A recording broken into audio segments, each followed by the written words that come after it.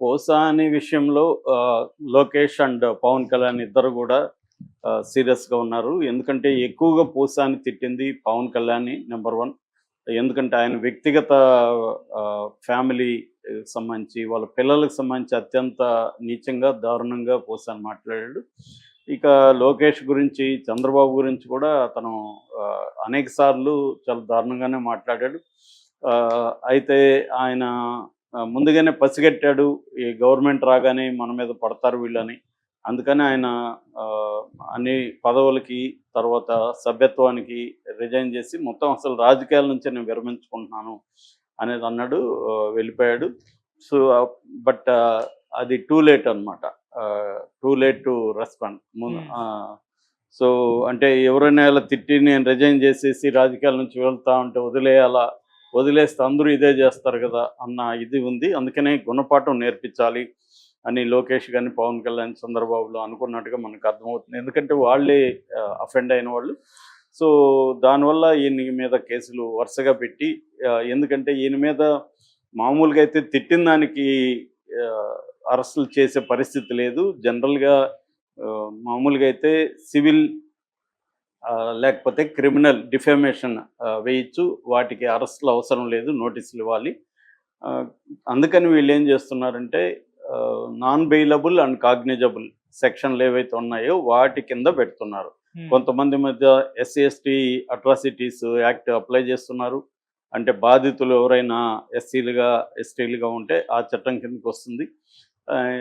ఇతని మీద మాత్రం 111 బిఎన్ఎస్ 111 అనే సెక్షన్ పెట్టారు. 111 ఏం చెప్తుందంటే క్రిమినల్ సిండికేట్లో భాగంగా ఆర్గనైజ్డ్ క్రైమ్ సిండికేట్లో మెంబర్గా ఉంటే, లేకపోతే ఆ మెంబర్లకి షెల్టర్ ఇస్తే, లేకపోతే క్రైమ్ ద్వారా వచ్చిన డబ్బుల్ని ఇతను తీసుకుంటే, ఈ 3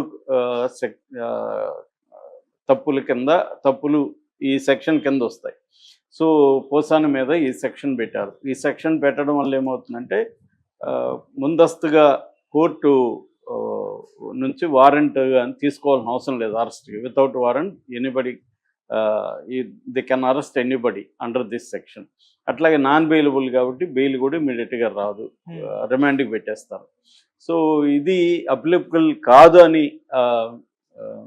రైల్వే కోడూరు మ్యాజిస్ట్రేటు భావించినప్పటికీ ఆయన ఇచ్చేశారు. దాని మీద హైకోర్టు కూడా స్పందించింది. ఇలాగ కంప్లైంట్లో లేని సెక్షన్లు పోలీసులు పెడుతున్నారు. మ్యాజిస్ట్రేట్లు కూడా మెకానికల్గా ఇచ్చేస్తున్నారు. ఇది కరెక్ట్ కాదని హైకోర్టు కూడా వ్యాఖ్యానించింది. కానీ రెగ్యులర్గా జరుగుతున్నాయి. అయితే దాని తర్వాత ఇతను హైకోర్టులో మూవ్ చేశాడు. ఎందుకంటే ఒక పద్ధతి ప్రకారం వీళ్ళు ఒకసారి ఈయన జైల్లో ఉన్నప్పుడు వేరే స్టేషన్ వాళ్ళు పీటీ వారెంట్లు దాదాపు ఇప్పటి వరకు 17 కేసులు ఉన్నట్టుగా చెప్తున్నారు. సడన్గా గుంటూరు నుంచి సిఐడి వాళ్ళు పీటీ వారెంట్ తీసుకొని కర్నూలులో ఈరోజు వేస్తున్నారు. సో, దాని మీద విచారిస్తుంది. మామూలుగా అయితే నాకు తెలిసిన లా ప్రకారం, అంటే నేనేం అడ్వకేట్ కాదు కానీ నేను ఫ్రెండ్స్ని అడిగాను. వాళ్ళు చెప్పిన దాని ప్రకారం ఏంటంటే అన్ని కేసుల్లో బెయిల్ ఉన్నప్పుడు పీటీ వారెంట్ అనేది ఇంకా రెగ్యులర్ వారెంట్గా కన్వర్ట్ అవ్వదు. ఎందుకంటే ఆల్రెడీ ఆయన బెయిల్ మీద బయటకు వచ్చే పరిస్థితి ఉంది. బెయిల్ మీద బయటకు వస్తున్నప్పుడు పీటీ వారెంట్లో మళ్ళీ కన్వర్ట్ చేయడం అయితే కుదరదు. కానీ ఈయన్ని వర్చువల్గా ఈరోజు కోర్టులో అయితే ప్రవేశపెడుతున్నారు. మరి అక్కడ మ్యాజిస్ట్రేటు ఏ నిర్ణయం తీసుకుంటారనేది చూడాలి.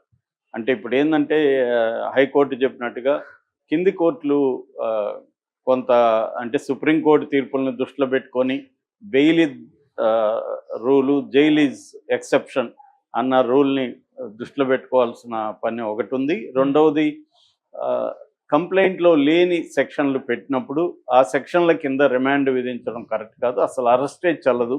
ఎందుకంటే 7 ఏళ్ల లోపల జైలు శిక్ష ఉన్న కేసుల్లో అరెస్టులు చేయకండి, నోటీసులు ఇవ్వండి. ఆ నోటీసులకు స్పందించి అతను కోఆపరేట్ చేయనప్పుడు కానీ, అతను కానీ ఆమె కానీ కోఆపరేట్ చేయకపోతే అప్పుడు నాన్ బెయిలబుల్ వారెంట్ ఇష్యూ చేయాలి. అప్పుడు కూడా రాకపోతే ఫస్ట్ బెయిలబుల్ వారెంట్ ఇష్యూ చేయాలి.